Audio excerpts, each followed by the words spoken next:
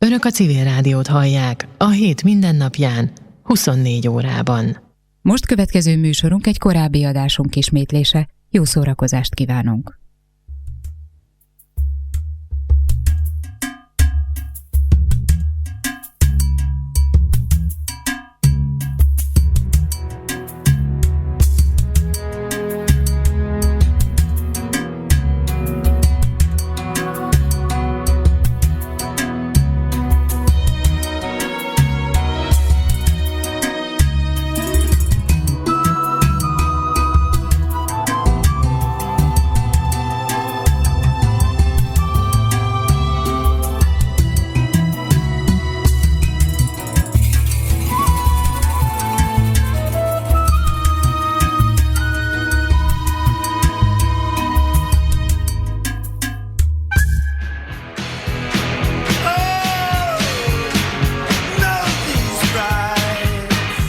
A következő műsorszám 12 éven aluliak számára nem ajánlott. In other words, if you are 12 years old or younger, you should be in school and not listening to this radio show.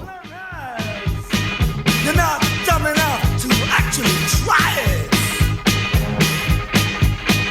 No, you're right. These are your rights. Oh, no, you're right. These are your rights.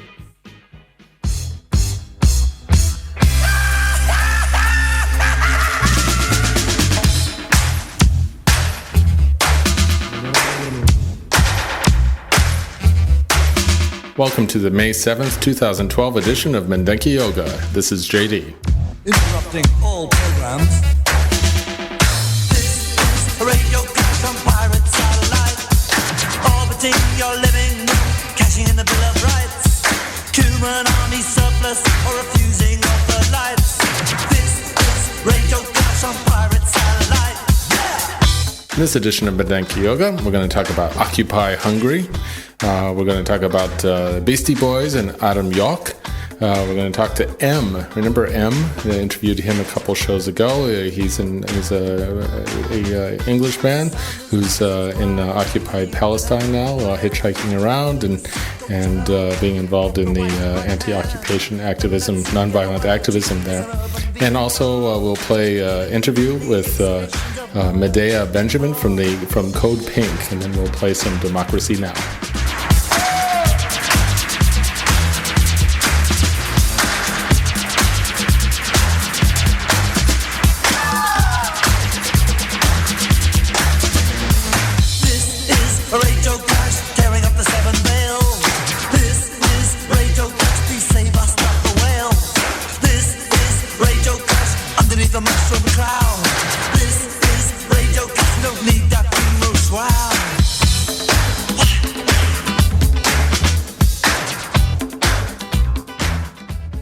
As you might remember from past episodes of Mindenki Yoga, there have been several attempts and carrying on of the idea of Occupy Hungary, also sometimes called Real Democracy Hungary. It's had various kind of incarnations here in Budapest, including Spanish students here living here in Hungary involved in their own Real Democracy protest. But Real Hungary and Real Democracy Hungary is going to have a march this May 12th. And I'll post the information on the website so you know where it is, as well as on Facebook. But I interviewed this weekend Daniel Gardonyi, who's one of the organizers of Occupy Hungary. And he's going to tell us about what their plans are. Now, Daniel has just returned to Hungary from London, where he's lived for a while, and he was very much involved in the Occupy London events, where there's massive amounts of people in London doing these things, unlike Hungary. But London is a kind of a different scale of these things, where they have thousands of people involved in many different kinds of movements all coming together. Let's listen to Daniel Gardonyi. Yeah, my name is Daniel Gardonyi. I'm one of the main organizers of Occupy Hungary. This is the third attempt that we try to set up an event and a camp. So a presence in Hungary and in Budapest. I just came back from London, where I've been living in the occupation since day 2, actually. And yeah, today we're trying to assemble everyone who's involved in this project and the organizer team. Okay, so you were in occupied London from day 2, as you said. So what was the scene like in London? If you could paint a picture. Well, it was something I've never seen before. So I was supposed to be there from day 1, but I got stuck in South London, so I had to watch it from the TV at first. First it was St. Paul's. That was already unimaginable for me. So yeah, they had a tent for everything. They had their own university, library, a big kitchen, free kitchen for everyone.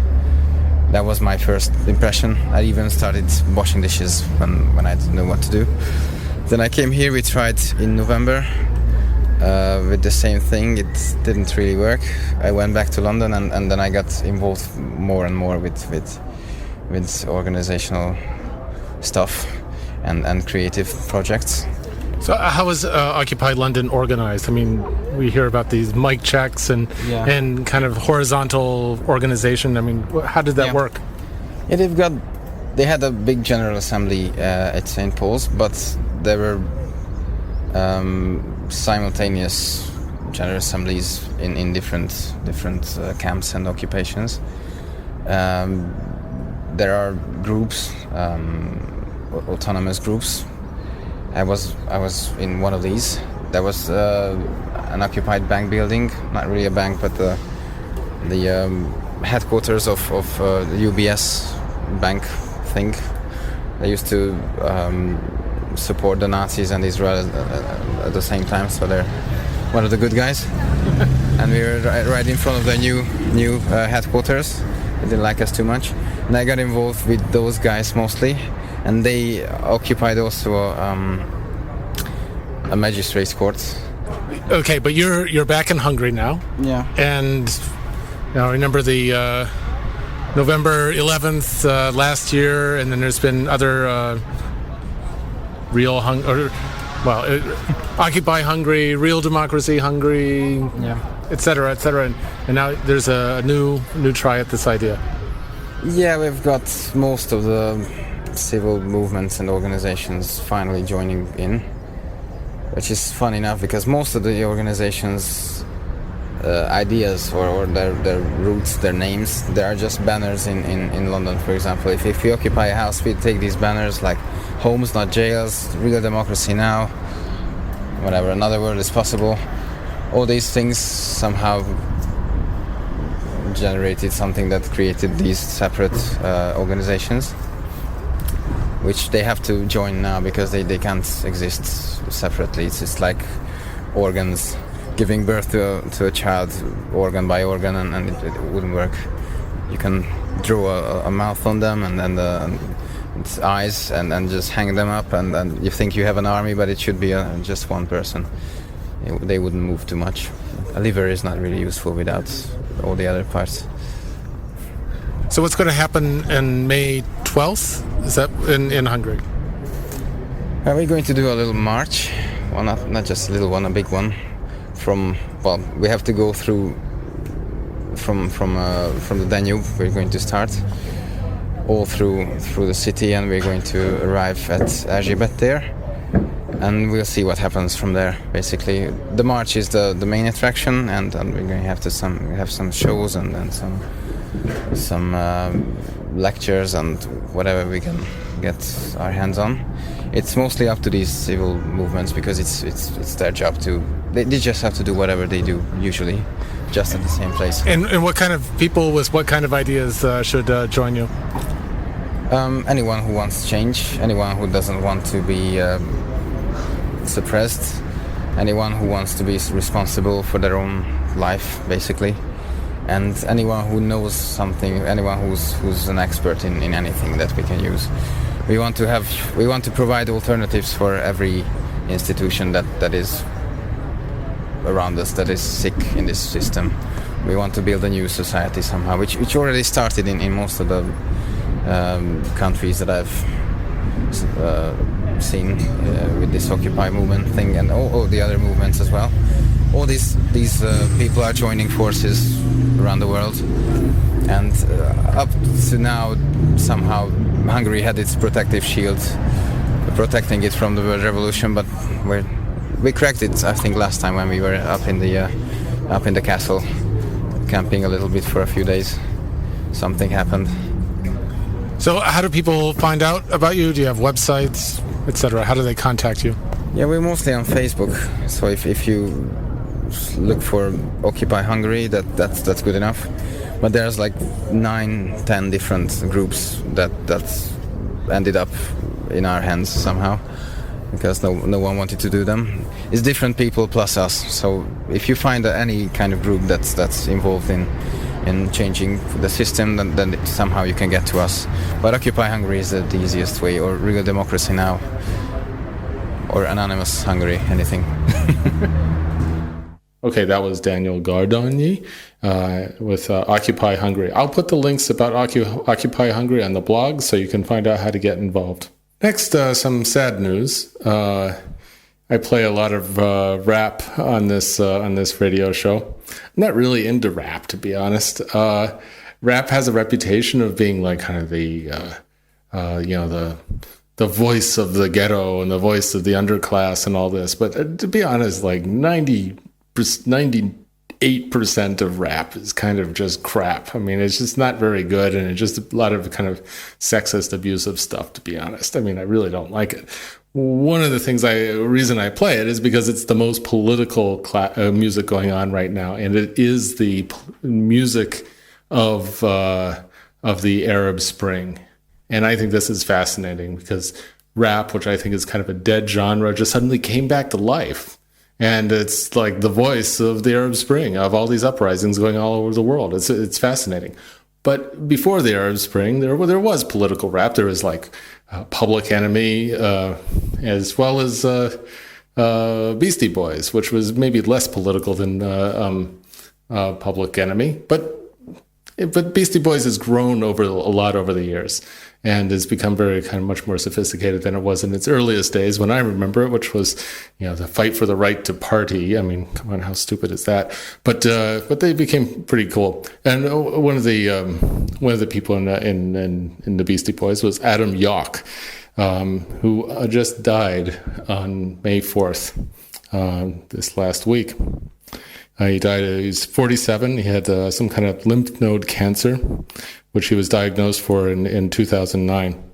Of which then afterwards he had a vegan diet, and so he's lived quite a long time for lymph node cancer. I think I'm not really a doctor about these things, but I think that's a pretty long time. Might say something about a vegan diet. It's quite sad. It's not unexpected, but it's quite sad. But there's some interesting things about Adam Yauch. I mean, when the Beastie Boys came out, I mean, for my perception of it was that it was kind of at first it seemed like it was kind of a joke. Instead of like rappers being black and from the ghetto, here's a Jewish kid from New York City, Jewish kids from New York City rapping. So, and then they kind of became more, as I said, more sophisticated in their message and much more controlled in how they do their music. So it's a good band, and we'll play some of it afterwards. But then, anyways, Adam Yauch later became a Buddhist, and he became an important voice in the independence for Tibet movement, independence from China, and I'm going to play a little clip here before we play some of Beastie Boys music. This is from the MTV Awards from 1998. And I'm not quite sure what he's referring to here. I think it's either, remember, it was Bill Clinton was president then, and the U.S. had attacked, and I think it was either Sudan or it was Iraq. I mean, remember, there was the sanctions regime on Iraq, so the U.S. would bomb Iraq every couple months or so, just to keep them in their place, basically, because there's supposedly some threat. But there was also Al Qaeda, even in the 1990s. Everybody seems to forget, and Al Qaeda with Osama bin Laden supposedly ahead of it, and all that was supposedly in Sudan. So I think what he's referring to in 1998 is when Clinton sent Tomahawk missiles into Sudan in response to I think it was the bombings that were in Kenya. I think that's what it's referring to. Anyway, so Clinton attacked Sudan because they were supposedly harboring or keeping Osama bin Laden there. It turned out not to be true, or maybe he escaped before. And Clinton's Tomahawk missiles destroyed what ended up being a factory for aspirin. It was an aspirin factory, just a regular medical factory. Anyways, I don't think this was known at the time when Adam Yauch made this speech at the MTV Awards, but I think it's very interesting that he took this occasion in 1998, not exactly a moment of great political awareness, in my opinion, and MTV as well, which is never very politically aware. And Adam Yauch took the occasion of getting the award to say something important. Let's listen to Adam Yauch on the MTV Awards in 1998. Yeah, in addition to thanking everybody that's worked on all the videos and all the people that have worked with us over the years, it's kind of a rare opportunity that one gets to speak to this many people at once. So if you guys will forgive me, I just wanted to speak my mind on a couple things. And I think it was a real mistake that the U.S. chose to fire missiles into the Middle East. I think that was a huge mistake.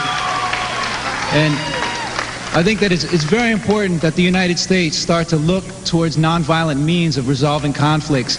Because if we, hold on, give me 1 second here.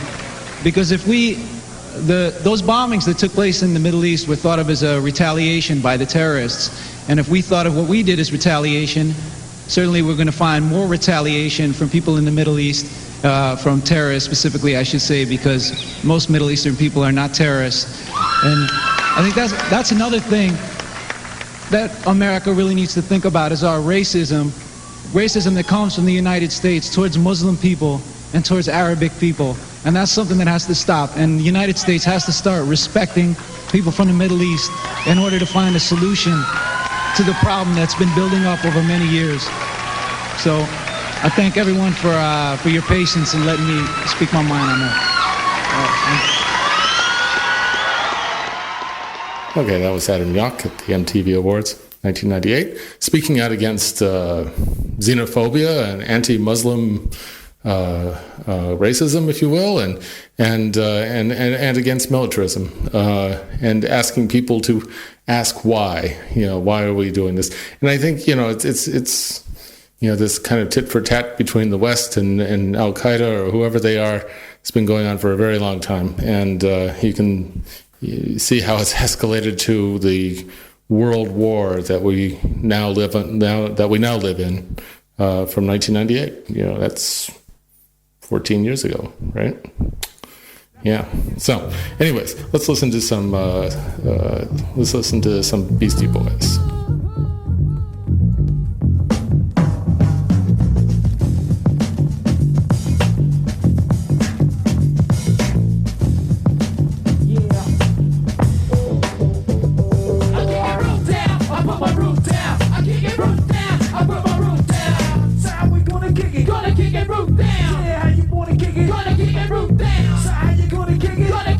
Gonna break it all down, gonna kick it root down. Put down, I put my foot down.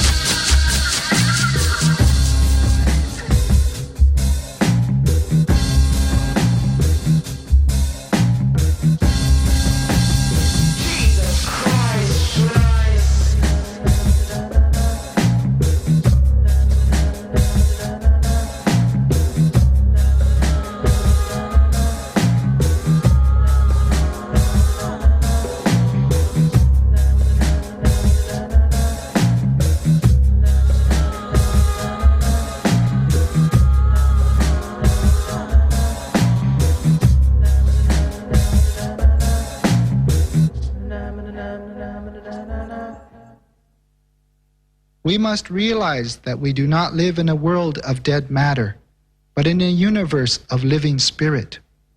Let us open our eyes to the sacredness of Mother Earth, or our eyes will be opened for us. Well, that was the Beastie Boys and Adam Yauch, who died last May 4th at the age of 47 of lymph node cancer. May he rest in peace. Now, next I'm going to play a short clip of from the Real News Network. Medea Benjamin, who's one of the leaders of the Code Pink movement in the United States, which is mostly women, not entirely, but the idea is that women wearing pink oppose militarism and oppose all the wars that the U.S. is now involved in, Iraq, Afghanistan, everywhere these days. It seems like there's a new war that Obama invents every other week. I just read a thing the other day that he's sending troops to Uganda. So there we go. Yes, we can. One more war. Why not? So,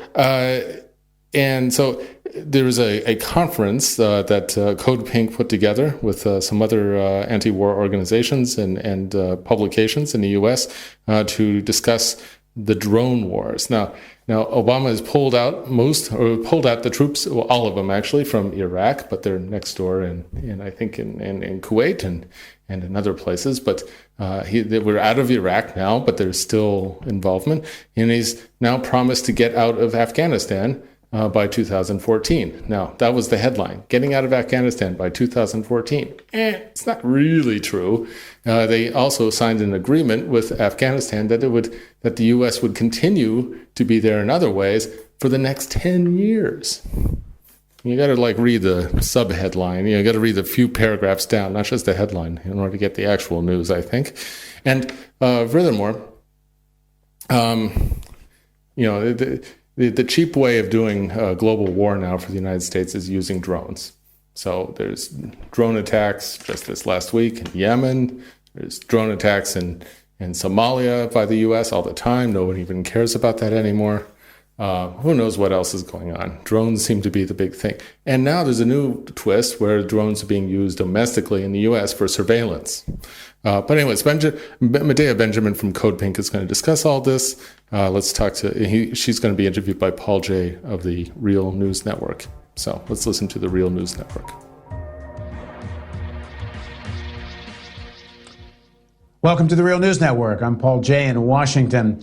As most people know, President Obama has expanded drone operations in Pakistan and Yemen and has been, to some extent, the weapon of choice.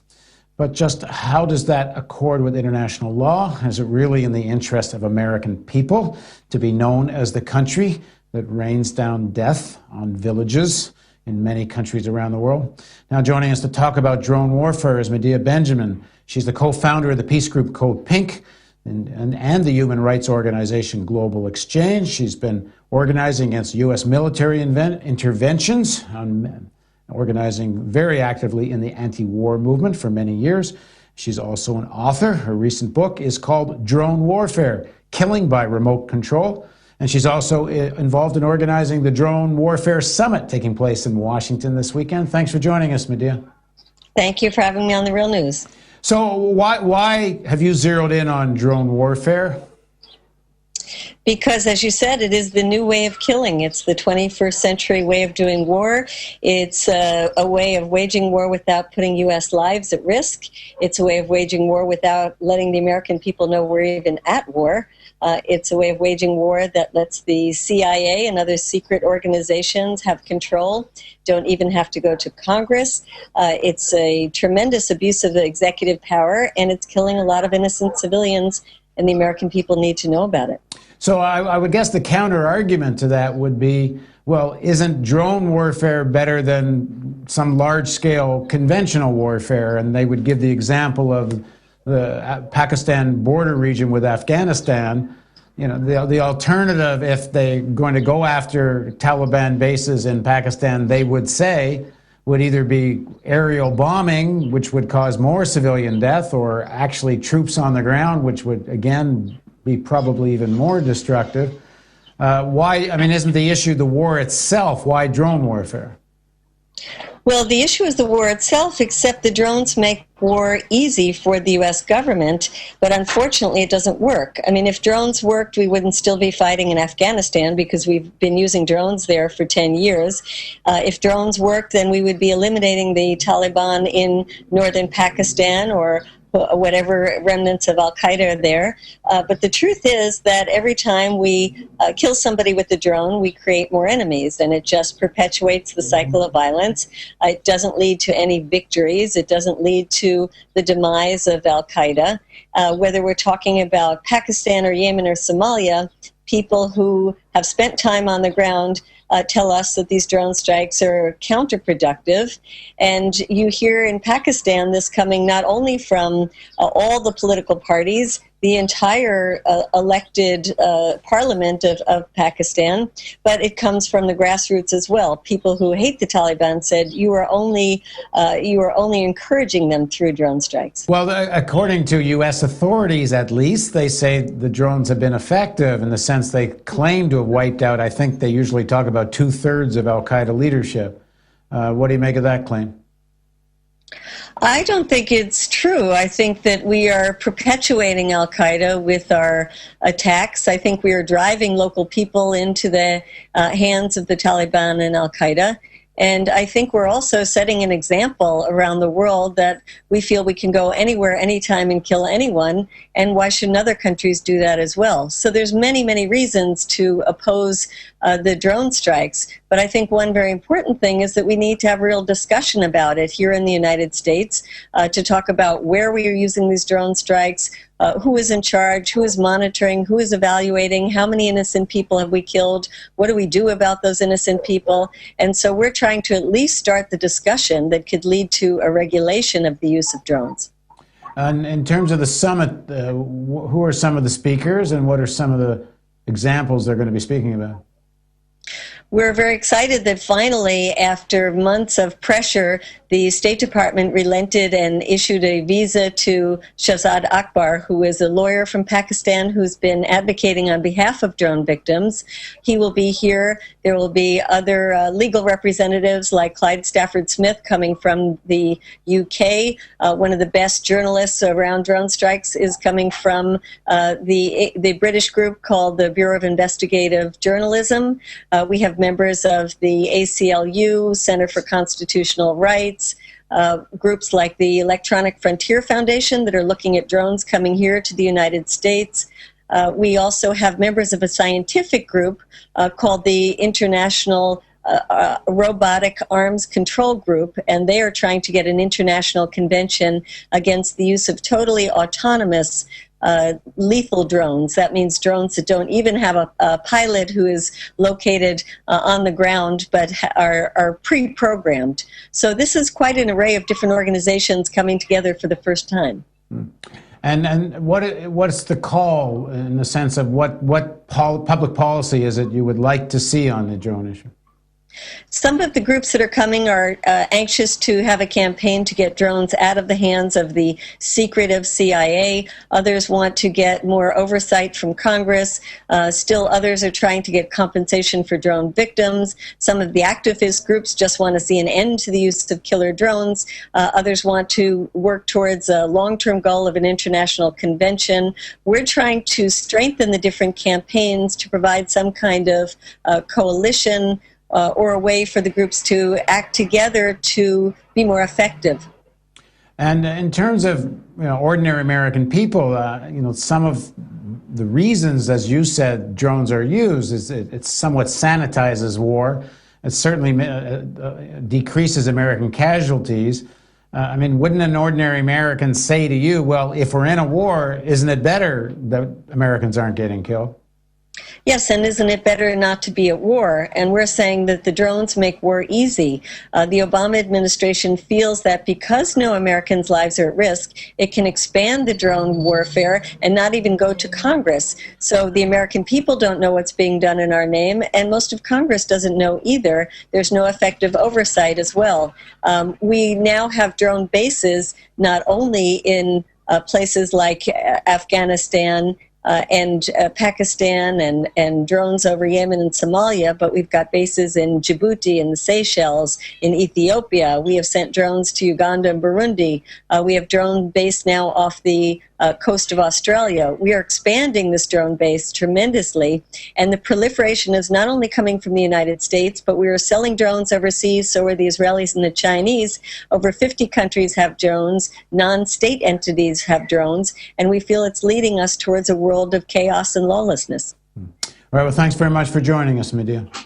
Thanks for having me on. And thank you for joining us on the Real News Network. Okay, that was Medea Benjamin on the Real News Network with Paul Jay. So next, I want to play interview with M. Remember M a couple episodes ago? He's an Englishman that has been who's been in Palestine, occupied Palestine before, but he was going back. He kind of blew through Budapest for a few days and hitchhiking his way to the West Bank. And so this will be the second Skype call that I've made with him while he's in Palestine. And but before I get to that, I just want to say that, remember Noam Gur and there was Alan Gurman.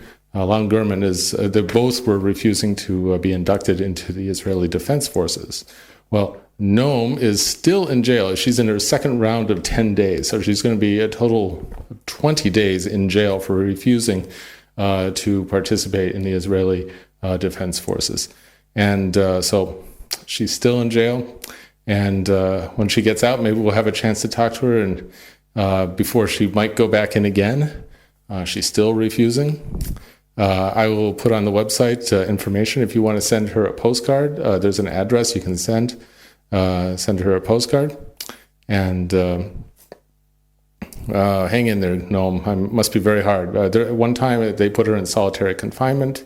I think she's out of that now, but it's got to be very hard for her. And someone who has, a very strong personal convictions, and I'm really in awe of people like Noam Gur who put their butt on the line, really, for their beliefs in nonviolence. It just amazes me, these people, really.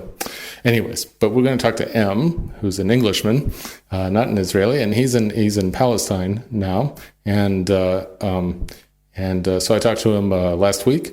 I think he was in East Jerusalem. I'm not sure, but let's listen to M, who's in Palestine. I've been going to more demonstrations than I was before. Yeah. Just being mixture, generally quite positive. Not always though, just as frustrating sometimes. I've been travelling around again quite a lot, mostly in the West Bank most of my time.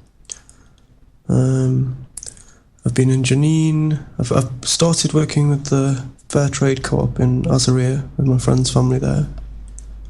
And it's good. That seems quite solid, and now we've put in various orders and got stuff back to Britain, and we'll sell that and then use the money to kind of as seed money to keep like a fair trade connection open, and we've set up ways to move the materials that they need that they can only get in Tel Aviv to where they are, and get deliveries from this side of the wall to that side of the wall, and sort out money. So that all seems quite solid now. The co-op I was doing this process through in Manchester. They've made one order, and now it seems like the co-op's going to close down. So oh dear. I've stepped in. Kind of a friend of mine gave me some money to invest wisely, so I've kind of stepped in, and I'm going to start acting as a distributor, I guess. Do you? So you were at last time I talked to you? You were at the Freedom Theater, and how did that go? I've been there, but not so much. I've not really been based there. The groups I could work with, I worked with a couple of times, and then their plans were always changing, and they're very kind of in a very reactionary situation. So it's like, okay, we'd like to do this, and we'd like to do this at some point soon, and we don't know how it's going to work. Oh, we can get the funding by making this little show for one day, and then suddenly, so it's very difficult to plan anything. And at the moment, they're all in Egypt doing some playback theatre. So I've been working a little bit with another group in Jenin, and I've been teaching some circus skills to the guys who graduated as technicians from the theatre school that I've worked with before last time I was there. I've been back in Nablus doing some clown sessions with the guys there, and I've been working with the Anarchist clowns in Tel Aviv quite regularly, like most weeks I've done one session with them. Sometimes there's been 2 weeks between. But I think I saw some pictures of you and some clowns. Yeah, that's the guys. Yeah, we did Did you read on the blog? We did a nice action in community gardens in Tel Aviv, by where Occupy Tel Aviv had been last year. And so you're going back and forth between how do you describe these things? Pre-67 Israel and then West Bank, and so what is your life as a Westerner crossing these borders? Yeah, the politically correct way to describe it is 48 and the West Bank. Inside still hardly any checkpoints.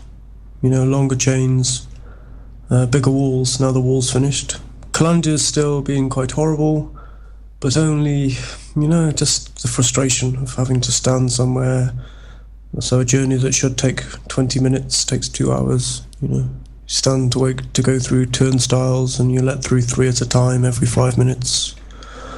I went through a particularly horrible checkpoint today, going from Azaria, where my friends in the fair trade embroidery co-op live.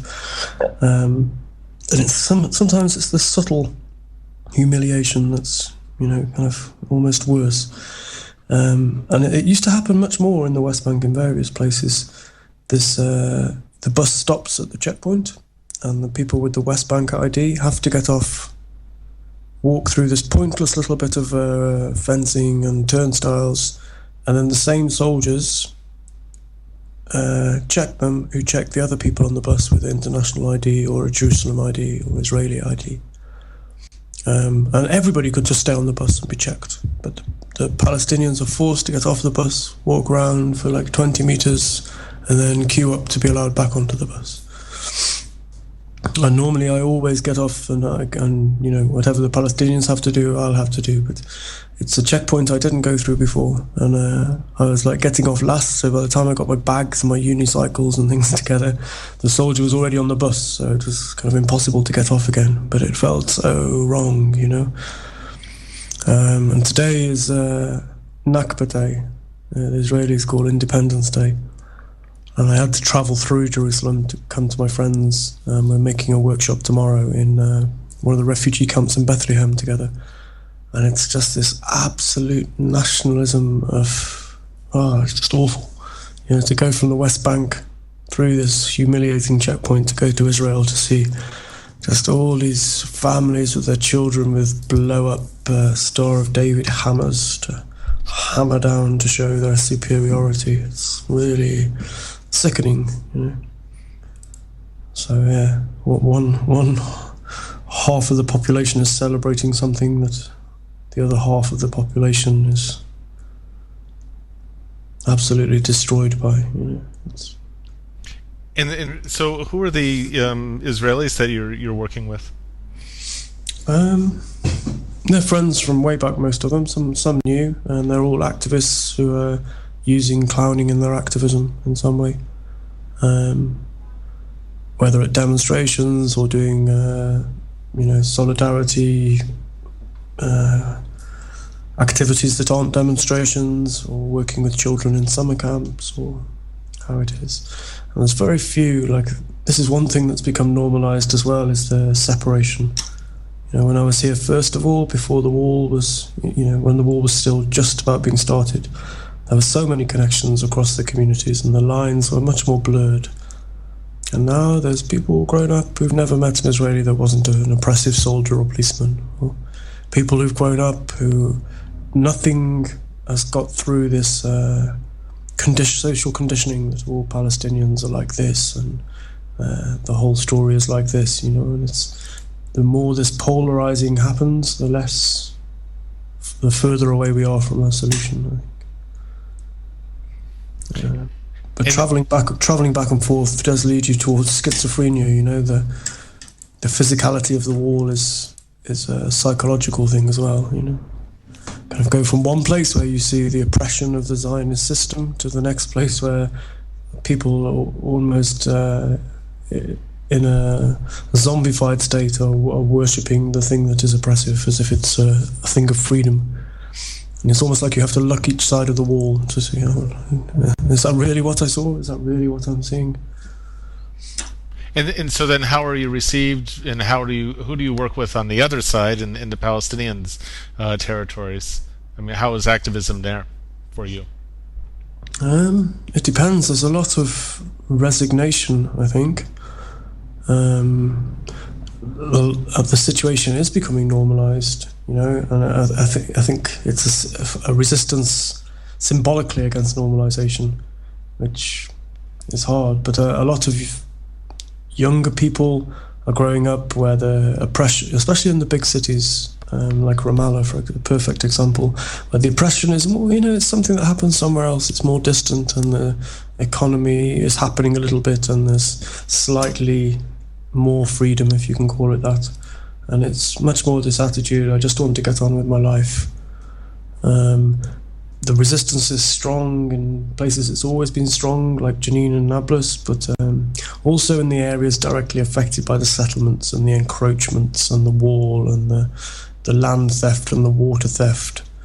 You know, that there, when the oppression is at its strongest, it's really clear who the enemy is, and factionalism seems to be put on one side more, and in other places, you know, capitalism is as much the problem as the occupation. You know, I'm working in Nablus with the circus school there, and the guys at the circus, like all through the Intifada, were ambulance drivers and paramedics. You know, and they're still in Arabic the word is samud for steadfastness. You know, in Palestinian culture, it's a very important thing, this idea of being steadfast, and resistance being through remaining on the land and, you know, keeping the resistance strong. And these guys are completely, you know, very samud. But they didn't come to the big demonstrations for Land Day. They're like, you know, the last 3 times we went, we got shot every time. And it didn't make any difference, and it's full of factionalism, and we're just getting on with what we can do to make something positive in what we're doing. And the people in the circus in Bezait were just, well, we have more interesting things to do, and that's good. You know? The demonstration for Giuliano with the Freedom Theatre, it was something, but really I don't know what it achieved, you know. It was an hour of maybe 75 of us stood around making speeches to ourselves and feeling a bit sad, but, you know, there's quite a lot of hopelessness. But also the resistance is there in other places, like in the prisons and the prisoners, and, you know, 1,600 prisoners are on hunger strike at the moment, and that's generating some solidarity and some inspiration in the community. And the boycott movement is showing glimmers of hope as well. I was at the Freedom Theatre for a workshop with Omar Barghouti a couple of weeks ago, talking about BDS and normalization, and but then by the same token I went to Israel to try to work with the Israeli Juggling Convention, which is a very big convention in terms of, you know, Europe-wide anyway. It was one of the biggest ones. And they are completely don't want to deal with the occupation, don't mention it. And so I contacted some of the artists to talk to them about the situation and talk about the boycotts that are being called for. And some didn't come, and some said they'd come to the West Bank. And I went to the convention to do a workshop about the occupation, but nobody there. The only people interested in talking about it were people I already knew. And it was a handful of people, and it was, you know, this is mainstream Israeli society. Right? You know, they call the West Bank and Gaza the zoo, where the wild animals live the other side of the wall, and that is the prevailing mentality. You know? And there seems to be a consensus, though, that change has to come really from inside Israel. I think when I first came here, the Palestinians believed still that they could make change happen themselves. But it seems now that it's clear that some change has to be driven from inside Israel. And how that will happen is really unclear still. In the last episode of Medanki Yoga, I had Noam Gur and Alon Gurman, who are 18, 19-year-old Israelis that are refusing to be drafted into the military. And but when I talked to Alon recently for the last episode, he said he didn't seem to feel that the Israeli media really or society was even aware very much of what was going on with their resistance, that there was maybe more attention internationally than there was even locally. Yeah, for sure, as far as Israel is concerned. But you could also say that in some parts of Palestine, that there's internationals more concerned about the situation than certain segments of Palestinian society too. But the saying in Israel is the people of Israel live in a movie, and it's completely true, you know. I mean, in the West, generally the media is, you know, very poor, and people sleepwalk their way through their lives. But in Israel, I think it's even more true. You know? Some friends went to the demonstration when those guys went to sort of not sign up. They have to turn up and refuse on the day they're supposed to enlist. To be inducted, yeah. Yeah, and a whole bunch of nationalists turned up. Mm-hmm. As a kind of counter demonstration, and I think they paid more attention than the mainstream Israelis did to the. Yeah, the Refusnik group was even infiltrated by the counter demonstrators. Actually, yeah. It was. Yeah. You know, and it's like anything. You know, it's capitalism just kind of gobbles up all kinds of resistance and commodifies them. So. There are Israelis going to the Friday demonstrations, but then in some ways there's also Israelis who stop going because they don't see the point, because they don't want to just feel better because, okay, one day a week we pay some money, go on this bus, go to this demonstration, this happens, nothing changes, but we can feel good about ourselves the rest of the days of the week, you know. And there are people trying to do cross-community projects across the wall, but it's very difficult. There's very few people doing it in a way that isn't seen as normalization, or, you know, and it's how to get people from the point of doing nothing and not recognizing the occupation to the point of undermining the occupation. And at the moment, it's such a big leap. You know, there's Israelis acting against the Israeli army in a kind of semi-military situation, and then there's people doing nothing, and in between there's not much happening, you know. So it's a big jump for people to go from not even recognizing the occupation to being involved in a Friday demonstration. And there's a movement that I've met a couple of people, but I need to meet more people to see sort of exactly what I think about it. But it's called Boycott from Within, and it's kind of Israeli BDS activists, and that does offer something else that people can do. You know, it's okay, you don't have to go and physically put yourself in danger of being shot by your own army or do nothing. You know, there's incrementally more things you can do. But the Knesset passed a law prohibiting calls for boycott of Israeli products or services. So it's actually illegal, and you can get a 30,000 shekel fine. Mm-hmm, mm-hmm. Which is just putting in the fear into people, you know, trying to do anything to challenge the occupation. But, you know, at some point, change has got to come. It's, just how it's going to happen. So what are your next steps on coming back to the Western world? What are your future plans? As far as being connected to Palestine go, the cooperative is something that's ongoing. It's set up to provide an income for Bedouin women and other women quite marginalized even in Palestinian society. So I'm going to work on ways to make those links stronger and network that, so that not just a financial exchange is taking place, but there's kind of information exchanges, and I'm trying to facilitate a flow of information and ideas and solidarity. So I'm also going to set up some kind of circus theatre exchange as well, so that organisations and friends I know in Britain can coordinate with organisations and friends I've got in Palestine to send trainers one way, and maybe donations of equipment one way, and invitations for people to come perform or to study or to do training the other way.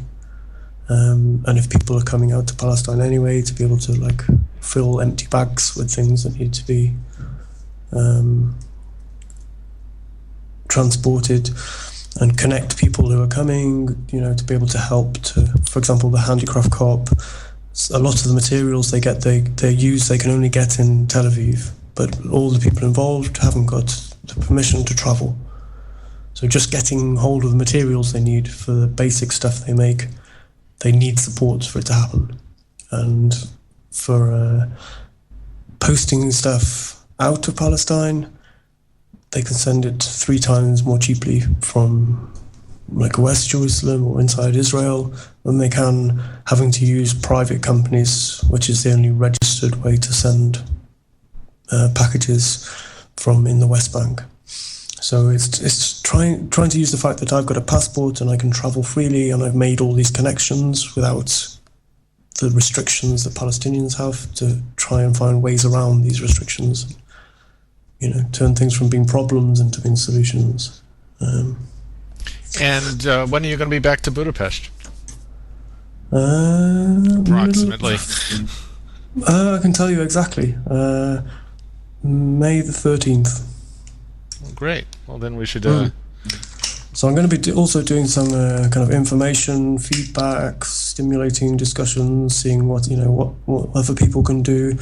I always remember when I come here that actually we can do far more where we came from, you know, than we can here. There's so many Israeli targets, and we have so much freedom to do what we like without being, you know, shot at straight away. That we should use that freedom as much as we can.